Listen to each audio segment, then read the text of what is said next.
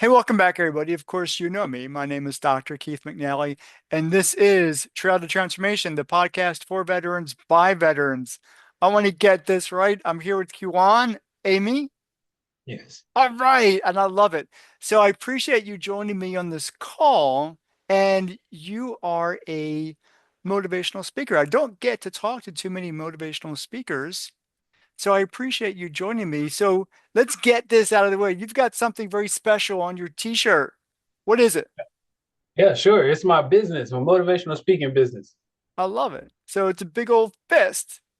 What does that tell you? What does that tell everybody about you and why is that important? The fist, Yeah, why is that it's important? usually a sign of unity and strength. So that's why I wanted to use that. And my business, of course, is called Amy Motivation. So I definitely wanted to talk about unity and strength because of my overcoming adversity in the manner of my accident that I'm sure we'll get into today. Okay, well, we may as well not hold our audience in too much suspense. And so, I know service members and veterans face a lot of challenges, but yours is very clear and very specific. So, you served in the Air Force, yes? Yes. And then something very specific happened while you were Mhm. still in service. Can you talk about that a little bit?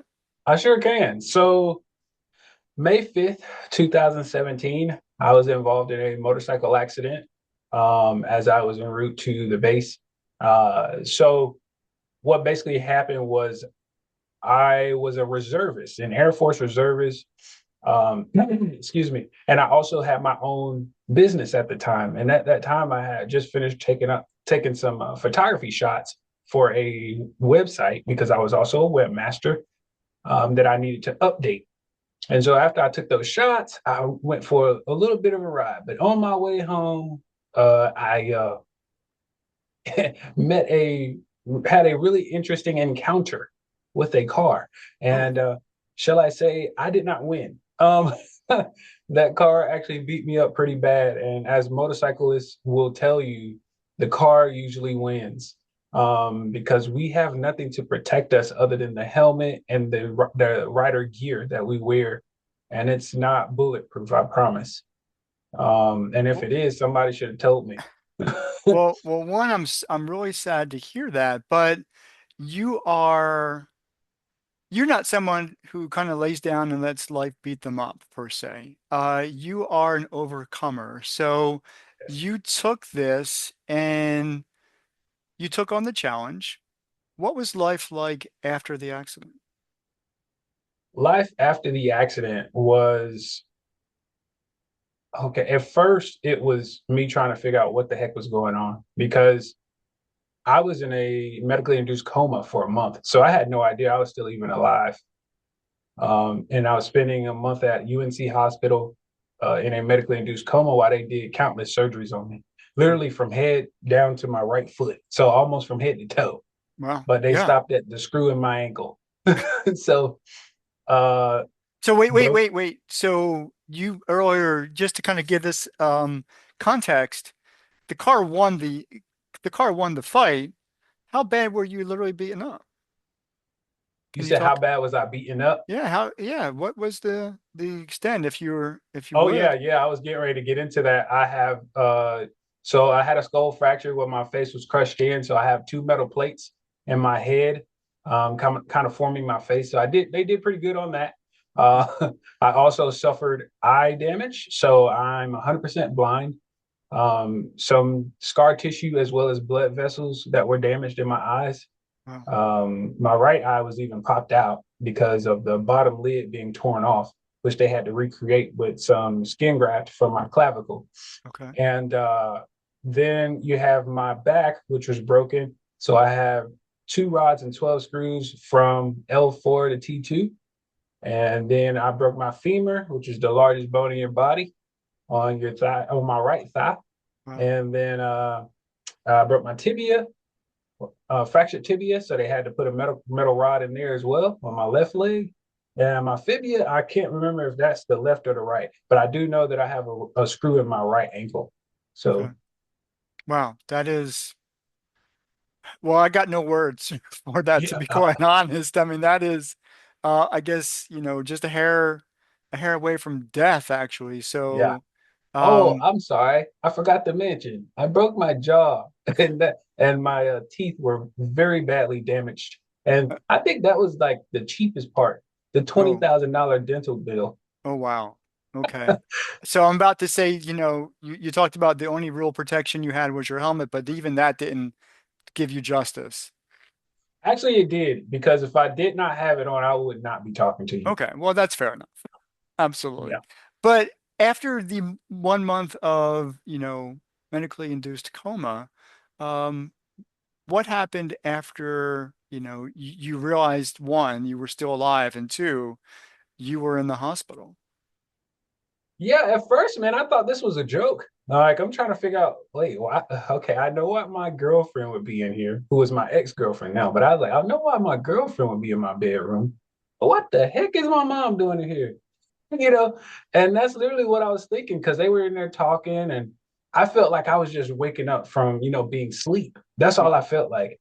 Wow. And because I clearly had no idea where I was, Mhm. no clue. And so I'm listening to them like I'm like playing possum for those who know what possums are. That's when you fake that you're asleep. And so I'm like, I hear this story and they're talking about a motorcycle accident. Who the Wow. heck got in a motorcycle accident? This is getting too real now. And so I go to try to speak, only to realize that my mouth was wired shut. Oh, And so wow. I couldn't talk at all. I could murmur, but I could not talk. And so when they heard me making noises, they were like, "Hey, are you okay?" They came over to my bedside and whatnot. Mhm. And I was trying to say without being able to open my mouth physically. Mhm. I'm like trying to say, "Hey, what is this motorcycle dream you guys keep talking about?" And she could not understand me, so she hands me a piece of paper and a pen. And I'm like, look at her with that look of, really? Like you probably know I can't see. I've figured it out that I can't see now because everything's dark. Oh, There's no gosh. lights, there's no people. I don't see shapes, colors, figures, nothing. And Wow. I'm like, what is going on? That must I have been need rather somebody help. scary. I mean, It was, yeah, you wake up but you can't literally talk, see, do anything. nothing. And even it's funny you say do because I didn't even realize I wasn't really mobile like that. I was just trying to figure out what was going on, like talking wise. Mhm. My body wasn't even thinking to sit up. It wasn't Mhm. even thinking to get out of the bed. It was just thinking, hey, what are y'all talking about? And Wow. so as I come down from being mad Yeah. about her handing me a notepad and pencil, I start writing and try not to write over top of what I'm writing. And I wrote what I said. What is this motorcycle accident dream you guys keep talking about? Okay. And she reads it and she's like, "Oh no, that's not a dream. That was you." Wow. And that was June the 6th, 2017. And I didn't talk again until June the 7th because I didn't know what just happened to me. Okay. So literally somebody was telling you your life, kind of just giving you it on a silver platter. This is what happened. Yes. So let's kind of do some fast forward because I don't want to allow the audience to kind of go through all the nuances. But how long were you in the hospital? And then when you were discharged from the hospital, let's kind of pick up where your life started again. Yeah, so I was in the hospital from May 5th, which the day was the day of the accident, and until July 7th of that year, Okay. same year, 2017. Okay. That was the day I was discharged. Um, and so after that, well, I say while I was still in the hospital, I was doing physical therapy at the hospital in order to get me out of the hospital, like Mhm. the little things, trying to learn how to use a wheelchair and all this other stuff. Mhm. But anyway, and learn how to walk. I did have to learn how to walk again. So they were teaching me all that in the hospital. And when I got out of the hospital, I was still receiving that same kind of care, but it was like in home health type stuff. For those who know, it's in home where they come to your house and then you pick up at an outpatient clinic and you start going to those places, doing the same stuff, but uh, it intensifies more the more you go, Okay. to the point where literally, like, I'm telling you, I have to learn how to walk again, but my right foot was jacked up. So I told you about the screw, Yeah. but I didn't tell you that my right foot was stuck in an up position to where I couldn't even flex it, like to Oh, walk on the heel of my foot. I could not walk on the heel of my foot at all. okay. So anywho, we had to work on that in physical therapy. And thank God we did, because I'm a drummer and I need my right foot. Are So you still a drummer? absolutely. I don't know if you can see behind me. I do, actually, I do. That's why I had to ask. I mean, it's right there over your right That's shoulder. my baby right there. Okay. That Okay, is my cool. baby. I actually bought that for one of my birthdays, man. And so, anywho, yeah, I still play at my church every Sunday that I'm home. Good. Um, but back to the story. Yeah, I had to do physical therapy, occupational therapy, because I had to learn how to eat, had a trach as well. I had a tracheotomy as well. Mhm. So I had to learn how to eat because they were feeding me through I guess I can't remember how you actually pronounce it. It's a GI tube. Mhm. But anyway, um, Gastrointestinal. Yeah, yeah. yeah, Mhm. yeah. So they were feeding me through that and get me on my protein and medication through that for a long time, and learn how to eat, taking all this medication. I'm just like, dude, please help me, and so as I began to realize that life was different and it was going to be different, I understood that I can't shy away from this. I have to now take on this different ability, is what I call it, instead of a disability. I call it a different ability, and I have to make it the best, because now I have to deal with this. I can't run from it. If I'm going to live in denial, then that's where it starts to hurt me, not Mhm. somebody else. It doesn't hurt anybody else. It hurts me when I'm in denial. And so I told myself, well, you're going to have to get back up. And so I started doing anything I could just to get back to what I was, Mhm. which was, somebody who's also very highly intelligent, very capable, very athletic, outgoing, musically inclined, as you just saw. Like, I had to get back to me. Yeah. So a lot of that, when people go through trauma, regardless if it's a big T trauma or a little T trauma, when life changes, and we have to adapt, not everybody is really inclined to do so. It's a lot easier to, and I know people, who, when they faced really challenging situations, have turned the other cheek per se and have, acquired maladaptive behaviors, we could call them, whatever that would be. You chose not to. So can I ask, um, what about you led you to, I'm going to overcome this. Things are going to be different, but I'm going to make the most of it rather than develop these maladaptive behaviors? What is it about you that made you turn right, not left? First off, I've had a fighting spirit all my life. Okay. And I say that because when you have siblings, especially older ones that always fight, I have an older brother. He's 4 and some change years older than me, Okay. and so I had to fight him growing up. Okay. We wrestled, we did everything. And so me having to look up to him and following his footsteps, his shadows, and things of that nature, I had to be like, well, I want to be better. Hmm. And that was me. I want to do better. I want to be somehow. I'm going to make it different. I mean, I was already different. I was left-handed, and he was right. So, but other than that, um, if he was playing football, I was playing football, but doing something different. If he was playing basketball, I was playing basketball. I was doing something different. I just wanted to be different and not hide in the shadow of him. Instead, but get my own pathway into life. But also, when I did or we started to separate, like he would be in college and I was in high school, and I'm playing football for the same school that he played football Hmm. for. But yet alone, I had to find my own way because he's bigger than me.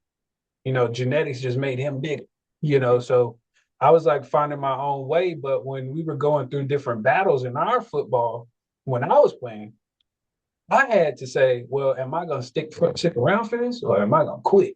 And I didn't have that quitting in me. Like, I've thought about it before, but I was like, there's no way. I can't do that. I can't be better than somebody if I'm quitting. So my thought processes was always changing. It would always give me that, you know how you got the angel and the death, the demon. On each shoulder, yeah. Yeah, I always have that. Oh yeah, you could go ahead and quit. Go ahead. It's okay. It's okay. No, don't quit. You can do this. Fight on. And so I would always do that, man. And I even had challenging times in the military, in the Air Force, where people would come up to me as far as like my job. I was an in-flight refueling specialist, and that's where you refuel planes in midair. For those who Oh don't my know, God. yeah, yeah. So listen, when I say high, you got to have a high skill and mental ability to think fast. It's everything moving quickly, as Oh fast wow. as that plane is. And so when it came to that though, when you're going through your studies and your schooling, everybody's like on top of your neck, like just standing there. You better get it right, or you're going home, like that kind of thing. And I'm like, I can't do anything. If I screw up, I'm literally going home. Yes. So my thought processes started to switch and say, all right, turn on the high gear, let's go. This is what we're going to do. They think you can't do it, we're going to show them you can. And so What? that's what I always did, even with my accident. If people are saying I can't, I'm going to show them I can. And I even did that to myself. Hey, you keep thinking you can't do something, we're going to show everybody why you can do it. And you continue to do that. And so you are now, like you said, you've got your own business, a motivational speaker. So when did that actually happen? And so the accident really is within, the past 7 years. Well, 8 years now, we're in 2025. It'll be Um, in May. so so when did this real transition for you to kind of step up and say, I can show other people how to overcome. I could also encourage and motivate other people to do the same thing. It really came from just talking to people that I already knew, like friends, family, and they would listen to my story and just listen to everything I was saying to them and how I was fighting back, getting back on my feet, and all the things I've already mentioned. And they would be like, "The heck, Key?" Like, and that's what they call me. They call me Key. Man, like, what the heck, Key? Like, if it was me, dude, I don't know. Yeah. That's the first thing they say. I don't know. And I'm like, what don't you know? I don't know if I could do it. And I'm like, well, I thought the same thing, but here I am. I was like, it's all in the mindset. You have to change your mindset before you can do anything. Sometimes So, though it's challenging. And so let's talk about your motivational speaking gig. So where have you been? Where do you give talks to? And do you focus on a specific, like do you go back and talk to, veterans or military, or is it general? How does this work? yeah, so I am a little bit of everywhere. I'm trying to narrow it down, but hey, if people want me, they want me. You know what I mean? Right. So I've spoken to churches. I've spoken to schools. So I actually went back to speak to my high school as well as my football team and stuff like that. Cool. Um, I've spoken to the Air Force, like different bases, literally from the East Coast all the way to the West Coast. Spoken to different bases. Uh, what else? I mentor as well, like those who are also have been in accidents or may not know what to do with overcoming adversity. I mentor people as well. Okay. And so it's just a plethora of things that I tend to keep giving back because I remember when I needed that help and I couldn't find it. I remember when I just like, well, who do I turn to? Yeah. Because I'm tired of talking to this wall that I'm laying beside. you know, I was literally laying beside a wall, just like, I want to get out of this house. And so that was when I realized in order to do that, I had to get up and I had to be stronger. And so that's why I tell people my story. And one thing I will never forget is when somebody told me my story didn't matter. Who said that?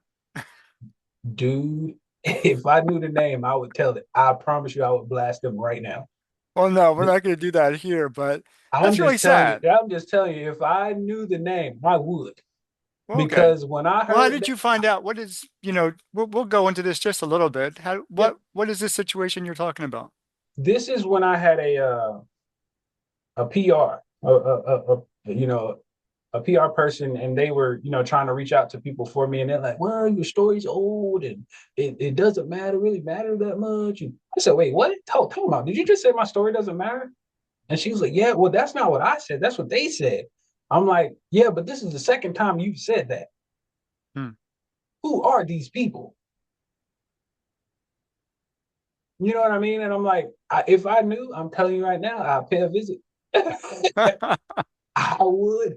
Well, I Because think I've never said something like that to someone who made it through a life or death situation.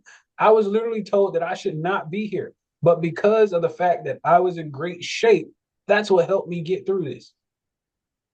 doesn't matter if you're in great shape or if you got several legions of guardian angels protecting you. It's all good, man. Yeah. So with that, what are your aspirations? It's 2025 now. What do you see yourself doing? This is not a job interview, but what do you see yourself doing this year and next couple of years? How does this motivational speaking business grow for you? Oh yeah. Well, I'm actually in the planning stages of hosting my annual event this year. It'll be May 3rd of this year in Okay. North Carolina. And Ooh, so I'm gonna do an I'm I'm sorry. up here in Virginia. I could come on down. What are you doing? Yeah, I'm hosting a speaking engagement there in I believe it's Carrboro, North Carolina. It's a restaurant, so meals will be provided. But of course, there's a fee, but meals will be provided, drinks will be provided, and I also have merch on site. Mhm. And it's gonna be just a handful of people. So once I open up the event, the sales will start pouring in. So it's just something that and it's gonna be called Will to Overcome. That's the theme of it. And I'll be speaking. There will also be a VIP with a networking event with me. So for those who want to network and figure out what's next, coming up next, they will get the first dibs on that stuff. So yeah, and they will also get a swag bag. So yeah. Well, how much does it cost to attend this event? Because I'm going to post this pretty soon. Oh yeah, This well, see, podcast that's posts the really thing. quick. We're still in the planning stages, and I don't have all the facts and figures. I wish I did, man. But I'm literally just starting to plan because I've been running around the world and holidays and all this good stuff. So Well, I love it. I do. I'm honest though. I do want to attend. Absolutely. That yeah. would be a really good thing for me to do, and I would love to support you in any way I can. Mhm. Um, to close out this conversation, that's going to give our audience some really powerful words of wisdom. I know that you are gung-ho, hard charger. You don't take things sitting down, metaphorically and literally, when somebody's going through hard times. What will you tell them? What can you tell them today to give them that motivation just to wake up tomorrow morning? What is it? Absolutely. One quote that I always stick with, man, and it's amazing that it came from a TV show, but I stick with this, and I've held it true. But to me, it's dear and near and dear to my heart. And it says, your situation does not define who you are, but you define who you are. That works. Go on. That works really good. I so appreciate this conversation. Thank you so much. Likewise. For those of you who have joined us today, I appreciate your time as well. And as always, I'll see you next time. Take care.